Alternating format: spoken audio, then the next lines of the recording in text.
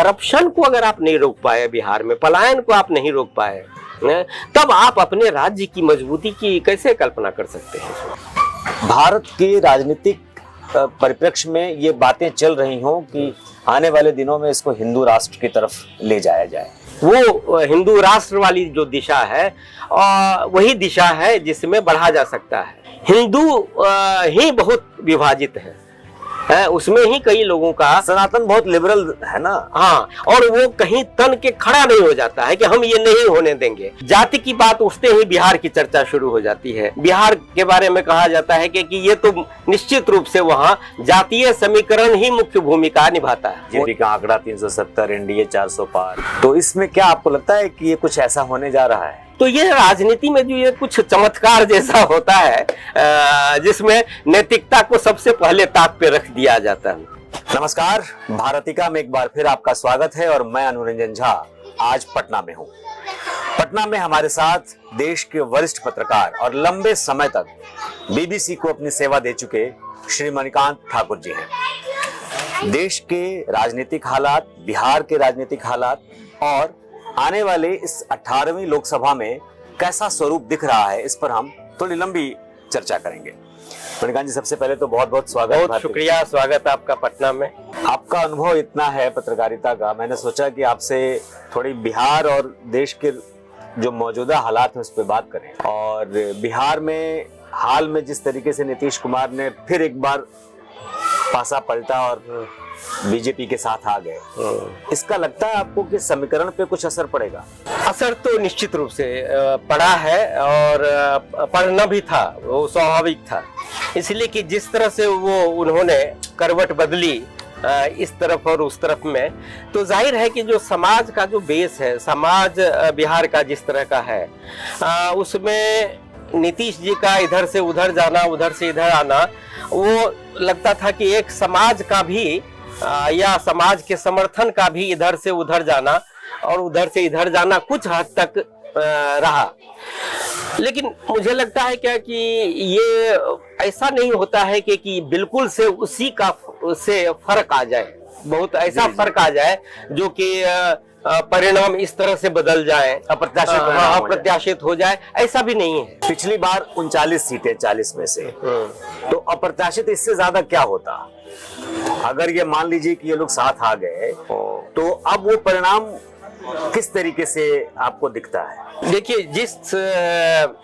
समीकरण के तहत या जिस गठबंधन के तहत वो 39 सीटें बिहार में एनडीए को मिली थी, ऊपर से देखने में लगता वही है कि वही है समीकरण उसी तरह का। और उधर महागठबंधन है जो इंडिया ब्लॉक का ही हिस्सा मानते हैं। तो जब वो नीतीश जी या इनकी पार्टी उधर आरजेडी के साथ जुड़ गई थी, तब जो महागठबंधन बना था वो, तो उससे भी फर्क आया जिसको बिहार नहीं देश ने भी देखा ही। वो था 15 में जिस तरह से विधानसभा के चुनाव में जो परिणाम आया। लेकिन 2019 में जिस तरह से 39 सीटें मिल गई एनडीए को और 1 सीट कांग्रेस को मिली किशनगंज में, तो इस बार अगर मैंने सोचेंगे कि चलो पिछले चुनाव में ऐसा हुआ तो इस चुनाव में भी क्या ऐसा ही माहौल बन रहा है, ऐसी उम्मीद जग रही है, तो मुझे लगता है कि इसमें सोचना होगा। और सोचना इसलिए होगा कि बदलता है, समय के साथ भी बहुत चीजें बदलती हैं। जब भी बिहार की बात आती है तो देश में और कहीं जातिवाद हो ना हो, वो उसको आप अलग छोड़ दीजिए, बिहार के बारे में कहा जाता है कि ये तो निश्चित रूप से वहाँ जातीय समीकरण ही मुख्य भूमिका निभाता है। तो जाति की बात उठते ही बिहार की चर्चा शुरू हो जाती है। नीतीश कुमार ने एक जातीय समीकरण को इधर से उधर करने के लिए जो जातीय सर्वे कराया, तो जाति आधारित सर्वे के बाद जो तस्वीर निकल के आई सामने, उससे अब लोगों को फिर से वो उसी आधार पर, जातीय आधार पर चुनाव में जीत हार का एक समीकरण बिठाने में वो उसकी मदद लोग ले रहे हैं। तो मुझे लग रहा है क्या कि 39 सीटों की जहां तक बात है, या 40 कहते हैं कि इस बार 40 जीत लेंगे,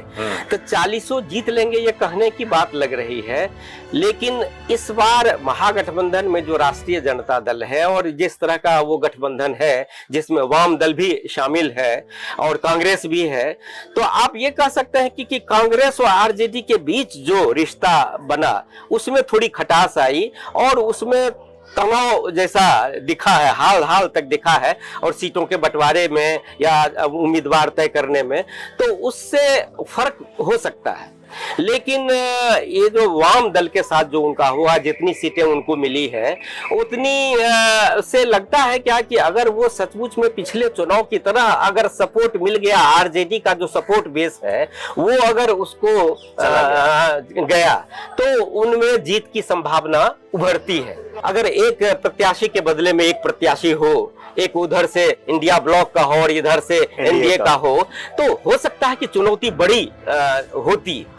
लेकिन इसको किस तरह से तोड़ा जाए, इसके लिए नीतीश जी ने रास्ता मोदी जी का आसान कर दिया, और आसान ऐसे किया, ऐसे मौके पर कर दिया कि लोग अचंभित रह गए कि कैसे जो सूत्रधार थे जिन्होंने एक जोड़ा था वो किस तरह से बिल्कुल अलग हट के और फिर इन्हीं के साथ जुड़ गए। तो ये राजनीति में जो ये कुछ चमत्कार जैसा होता है जिसमें नैतिकता को सबसे पहले ताक पे रख दिया जाता है। अभी जो गठबंधन था इंडिया ब्लॉक का, और जिसके सूत्रधार आप सब लोग जानते हैं नीतीश जी थे, आपको क्या नहीं लगता कि कांग्रेस की जो नीति रही, अगर उनको इंडिया ब्लॉक का एक कन्वीनर बना दिया जाता, प्रधानमंत्री पद का उम्मीदवार छोड़ दीजिए, वो तो कांग्रेस किसी को नहीं बनाएगी, लेकिन अगर सिर्फ इंडिया ब्लॉक का कन्वीनर बना दिया जाता तो क्या उससे रास्ता इंडिया ब्लॉक का आसान नहीं होता? क्या कांग्रेस ने वो गलती नहीं की? एक बात। दूसरी बात, कांग्रेस को जो सीटें मिली हैं उसमें अगर पप्पू यादव पार्टी में आ गए तो वो एक बहुत मजबूत दावेदार हो सकते थे, वहां बहुत मजबूत उम्मीदवार हो सकते थे। उसी तरीके से चंपारण की एक सीट अगर हम देखते हैं, जहां पिछली बार एक प्रवेश मिश्रा उपचुनाव में महज 20,000 वोट से हारे, और अगर हम पिछला इतिहास देखें कांग्रेस का पिछले 10 सालों का, तो शायद इक्का दुक्का सीट ही ऐसी होगी कांग्रेस की जहां हारने वालों के इतने कम वोट का अंतर होगा। 20,000 वोट कुछ होता नहीं। उस जगह पर कांग्रेस ने वो सीटें आरजेडी को दे दी। तो आरजेडी कांग्रेस को खत्म कर रही है या कांग्रेस के अंदर के लोग कांग्रेस को खत्म कर रहे हैं? देखिए, ये दोनों तीनों सवालों का मैं अपनी समझ के हिसाब से और जो मेरा अनुभव जो मुझे बता रहा है वो ये है कि जो पहली बात थी कि अगर वो नीतीश कुमार को कन्वीनर या संयोजक बना दिया जाता और कांग्रेस इस भूमिका में होती कि वो थोड़ा और लचीला होके और इन सब को समेट के और नीतीश कुमार को आगे रख के अगर वो गठबंधन को चाहती कि सचमुच में जो सोचा गया था कि हाँ कि पराजित किया जाएगा एनडीए को, तो वो उस दिशा में कांग्रेस गई नहीं। हुआ क्या कि उस दिशा में नहीं जाने के पीछे कई राज्य जो हैं जहां वो क्षत्रप हैं, क्षेत्रीय पार्टियां जैसा ममता है या तमिलनाडु है या इस तरह से यूपी है, तो इन लोगों की जो थोड़ी हिचक थी ना, जो खींचतान जो होने लगी, एक तो ये उसमें लगा कि वो बाधक है। दूसरा, कांग्रेस ने सोचा कि तब हमारे पास रहेगा क्या, हम तो एक राष्ट्रीय दल है, पार्टी है, और एक बिहार से एक ऐसी पार्टी और ऐसा गठबंधन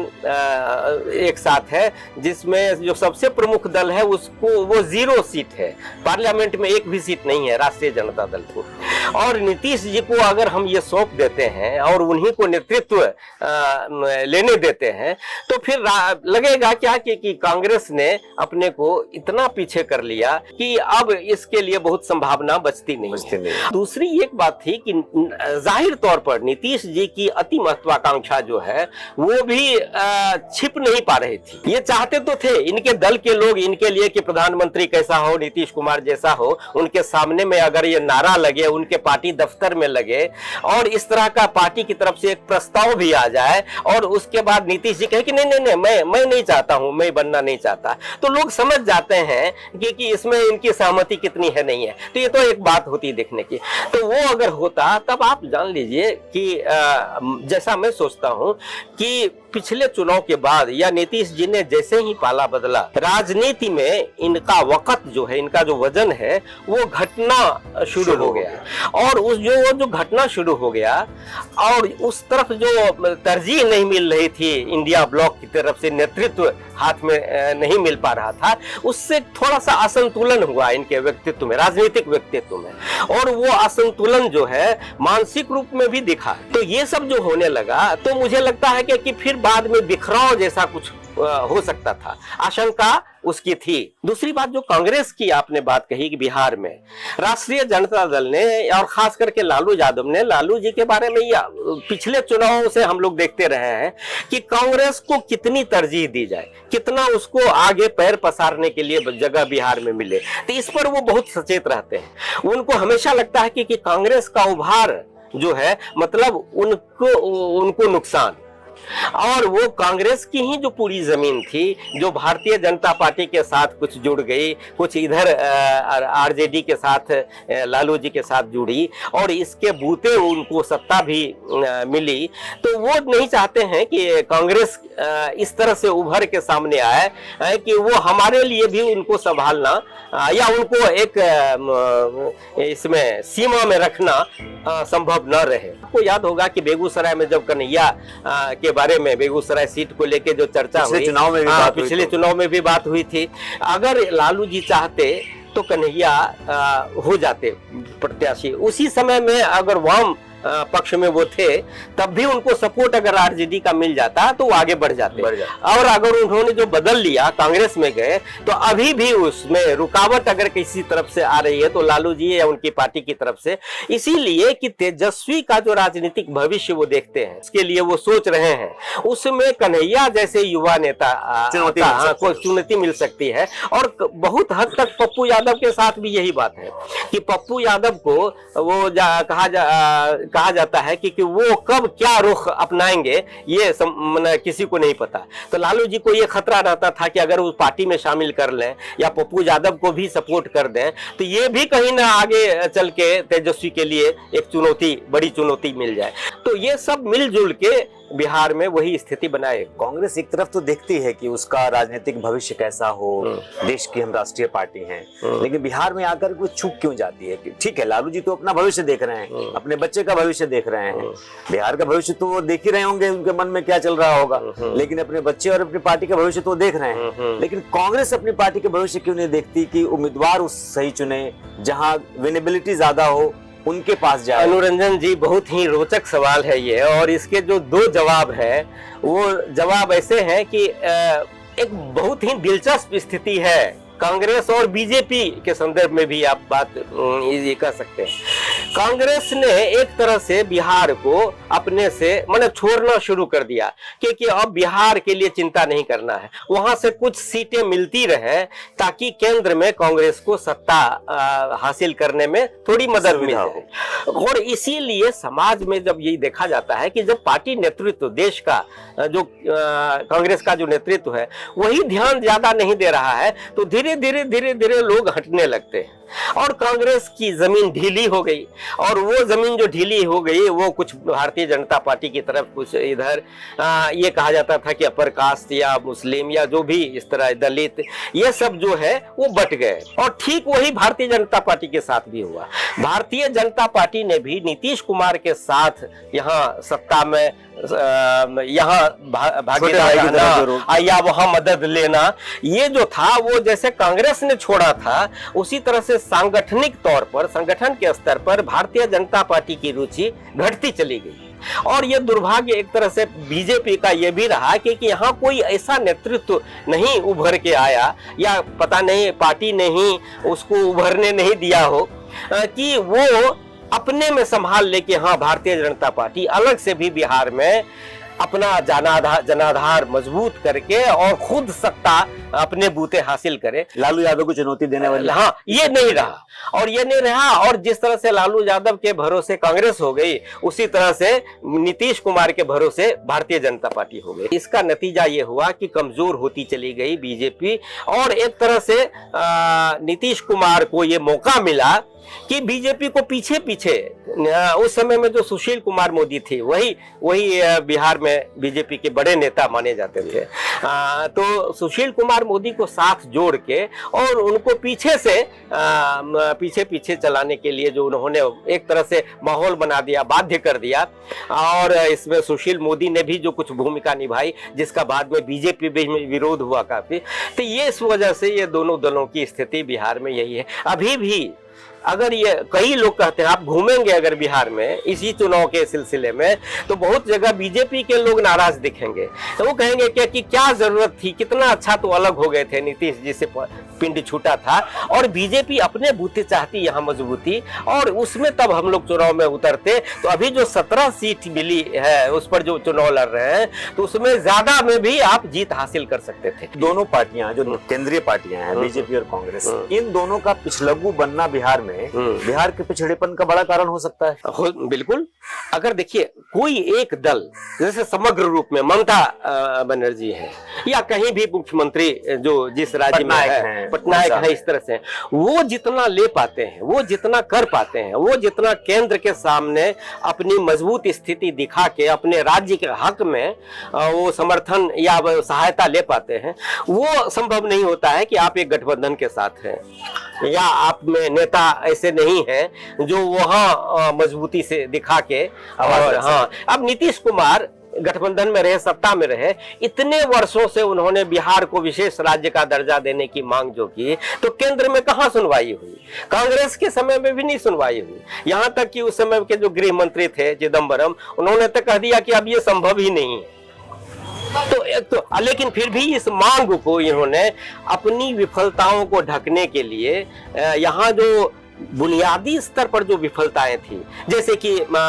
बेरोजगारी को रोकना, पलायन को रोकना, यहाँ से जो मजदूर बिहार से जाते हैं बाहर कमाने के लिए, वो यहाँ पर आप कोई उद्योग धंधा नहीं ला पाए और नहीं ला पाया, और इसके चलते पलायन होता रहा, उसमें आप रोक नहीं लगा पाए। दूसरा जो सबसे बड़ी बात है जो मैं कहना चाहता हूँ खास तौर पे, कि रिश्वतखोरी को, घूसखोरी को बिहार में, भ्रष्टाचार को जिस तरह से नीतीश कुमार के शासनकाल में एक जगह मिलती गई और ऊंचाई मिलती चली गई, ऐसा पहले अनुरंजन जी कभी नहीं हुआ था। लालू राज में भी मैंने नहीं देखा था कि दफ्तरों में वो उसका मनोबल इतना बढ़ा हुआ हो घूसखोरों का, रिश्वत लेने वालों का, और ये दावे के साथ कि कोई कार्रवाई या सुनवाई नहीं होगी, अगर आप शिकायत भी करेंगे तो करप्शन को अगर आप नहीं रोक पाए बिहार में, पलायन को आप नहीं रोक पाए, तब आप अपने राज्य की मजबूती की कैसे कल्पना कर सकते हैं? 3 अगर युवा हम देखें बिहार में अभी, तेजस्वी हैं, चिराग पासवान हैं, और मैं एक तीसरे युवा की बात करता हूं, हालांकि पूर्ण रूप से राजनीतिक नहीं है लेकिन वो पूर्ण रूप से राजनीतिज्ञ हैं, प्रशांत किशोर। इन तीनों पे आपकी नजर रहती ही होगी। इन तीनों में किसका भविष्य बेहतर और किसको आप बेहतर व्यक्ति समझते हैं नेता बिहार के लिए? जिस तरह से राजनीति को लेके एक तरह से विकर्षण, रिपल्शन जैसी स्थिति लोगों में है, बहुत लोगों में है, जो सोच विचार वाले लोग हैं, जो समझते हैं चीजों को कि राजनीति का क्या रूप हो गया है, किस तरह से नैतिकता को ताक पे रख दिया गया है, किस तरह से करप्शन को लेके वो नियंत्रण नहीं है, कई तरह की बातें हैं। ऐसे लोगों को लगता है कि प्रशांत किशोर जैसा आदमी अगर ये तमाम नेता, तमाम दल के वामपंथी को कुछ आप बाद में अगर इधर उधर छोड़ भी दें, तो बाकी जो मुख्य दल है, उनके जो नेता हैं जो बिहार में सक्रिय हैं, ये एक तरह से महाठग लोगों के सामने में, इनसे बड़ा ठग आजकल राजनीतिक दल के जो नेता हैं उनसे कोई नहीं। ये साबित करने के पीछे प्रशांत लगे हुए हैं क्योंकि आप इधर जो जाते हैं जाति के आधार पर, धर्म के आधार पर उनका साथ देते हैं, अपने बच्चों का भविष्य नहीं देखते हैं, और आप लालू जी के साथ जाना है, नीतीश जी के साथ जाना है, बीजेपी के साथ जाना है, ये जो आप साथ देते रहे हैं उनको सत्ता में बिठाए रखने के लिए, उनको सत्ता का सुख देने के लिए, उनके बच्चों को परिवारवाद, सत्ता में, राजनीति में परिवारवाद चलाने के लिए जो आप मदद करते जा रहे हैं, ये आपकी कितनी बड़ी भूल है। इसलिए आपकी ये दुर्दशा है, इसलिए आपका पलायन नहीं रुक रहा है, इसलिए आप भटक रहे हैं, आप दूसरी जगह मजदूर बन जाते हैं। ये सारी बातें जितनी है, तो जो भी एक समझदार तबका है या लोग हैं, वो समझते हैं कि बात तो ठीक कर रहे हैं, बात ठीक कर रहे हैं, अगर ऐसा है खुल के बोल रहे हैं वो। लेकिन दूसरी तरफ जो तेजस्वी है, तेजस्वी के बारे में जो 2-3 बातें उभर के खास तौर पे आई हैं। जब 15 में जब नीतीश जी फिर चले गए और बड़े दल के रूप में राष्ट्रीय जनता दल उभर के सामने आया और महागठबंधन की अच्छी स्थिति बनी, और उस समय का उसके बाद जो 2019 का जो चुनाव हुआ, तो 19 के चुनाव में जिस तरह से परेशानी हुई, इसको आरजेडी को एक भी सीट नहीं मिली, तो धीरे धीरे लालू जी की निराशा, लालू जी को लगता था कि सत्ता में अब पता नहीं लौटना कैसे संभव होगा, नहीं उनका जेल जाना, उनका जेल जाना सारा। इसमें उन्होंने संजीवनी बन गए नीतीश कुमार उस लालू परिवार के लिए। और हर कोई जानता है, अगर अभी तेजस्वी यादव एक तेजस्वी यादव युवा नेता है, अगर लालू परिवार में कई लोग सांसद, विधायक ये सब हैं, तो इसके लिए मुख्य रूप से जिम्मेदार नीतीश कुमार है। नीतीश कुमार नहीं होते तो लालू जी के 2 बेटे मंत्री पद में और उप मुख्यमंत्री पद तक नहीं पहुंचते। लेकिन हुआ क्या कि एक उभार की जो बात पूरे देश में हुई थी, पत्रकार बिरादरी के बीच में हम लोग चर्चा करते थे कि ये तेजस्वी बुनियादी सवालों को उठाने लगे थे। अचानक लगा क्या कि उनको कोई चेतना उनमें जगी है, और वो ये पलायन की बात, तो ये बेरोजगारी, तो ये रिश्वतखोरी जो नीतीश राज में है, इसके बारे में लगातार बोलने लगे और A to Z की बात करने लगे। जो माई समीकरण तक सीमित थी पार्टी, जो मुस्लिम यादव तक सीमित थी, उसको उन्होंने उठा के युवाओं के बीच में, वो ऐसा युवा समाज जो कि जाति पर जो बिहार में भोगता रहा है, जातिवाद के कारण जो तकलीफें सही, हाँ, तो उसका भी थोड़ा रुझान बढ़ने लगा। तो ये लगने लगा क्या कि तेजस्वी यादव एक सचमुच में युवा नेता बिहार का उभरता हुआ, ये आगे चल के संभाल सकता है, और ये सबको साथ लेके अगर चलेगा तो ये एक अच्छा माने एक नेतृत्व मिल सकता है। उस समय में लोग भूलना शुरू कर चुके थे कि लालू यादव के शासनकाल में क्या हुआ, राबड़ी जी के शासनकाल में क्या हुआ। लेकिन हुआ क्या कि इसको फिर से तोड़ दिया नीतीश कुमार ने, और नीतीश जैसे ही फिर से पाला बदल के उधर गए, तो नीतीश कुमार के कामकाज को, नीतीश कुमार को, उनकी व्यक्तिगत विफलताओं को जितनी गालियां जिस तरह पड़ती थी तेजस्वी की तरफ से या लालू जी की तरफ से, वो तो उसमें सब में चुप्पी आ गई। अब वो कर नहीं सकते थे, अब तो उनके साथ थे। अब हुआ क्या कि डिमोरलाइजेशन का जो एक होता है कि नहीं, नीतीश जी के बारे में अभी नहीं बोलना है। अब नीतीश जी के साथ मुख्यमंत्रित्व काल में बहुत बुरी स्थिति भी हो जाए तो तेजस्वी यादव उसमें खामोश रहने लगे। अब लोगों को लगा कि लो, ये तो फिर से लालू जी की तरफ हो गए, और जिस तरह से उन्होंने सवर्ण आरक्षण का विरोध कर दिया सीधे सीधे कि 10% जो आरक्षण मिला है ये गलत है। अब ये तेजस्वी अगर ये सब बोलने लगे, और तेजस्वी का रूप या कुछ माने हाव भाव अगर वो लगने लगे कि उसमें झलक मिलने लगे लालू जी के समय की, तो तब निश्चित रूप से वो जो जंगल राज कहा जाता था, उससे जो भयभीत लोग थे, जो समाज था, वो फिर से सतर्क हो गया। बिल्कुल सतर्क हो जाने के बाद ऐसा हुआ कि इनका जो कद था, इनकी जो राजनीतिक स्थिति थी तेजस्वी की, एक उभरते हुए युवा नेता की, वो एक तरह से उसमें बहुत बड़ा धक्का लगा और वो टूटा।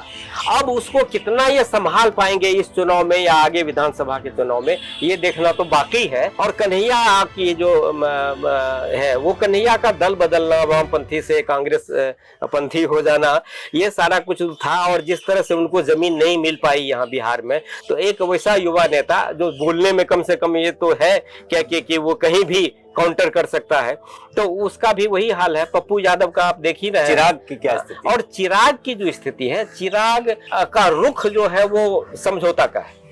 और चिराग कुछ व्यावहारिक है। व्यावहारिक में हम सकारात्मक व्यावहारिक नहीं कहेंगे, वो नकारात्मकता के साथ व्यावहारिकता है वो। इसीलिए कि जो रामविलास पासवान की जो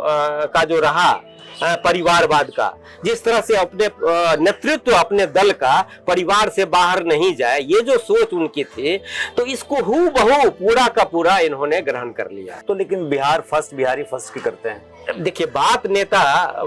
भाषणों में क्या करते हैं, उनका जुमला क्या होता है, वो किस तरह से बोलते हैं, और उसके ठीक विपरीत आचरण होता है, ये तो चलता रहता है। इसमें आप उस पर मत जाइए कि कौन क्या करता है। तो वो उन्होंने जो कहा बिहारी फर्स्ट, किस तरह से वो भी डोलने लगे थे। जैसे ही लगा कि एनडीए या मोदी जी उनको थोड़ा सा दूर कर रहे हैं और ये पारस जी को सटा लिया गया, तो पारस जी और इसके बाद परिवार में जिस तरह से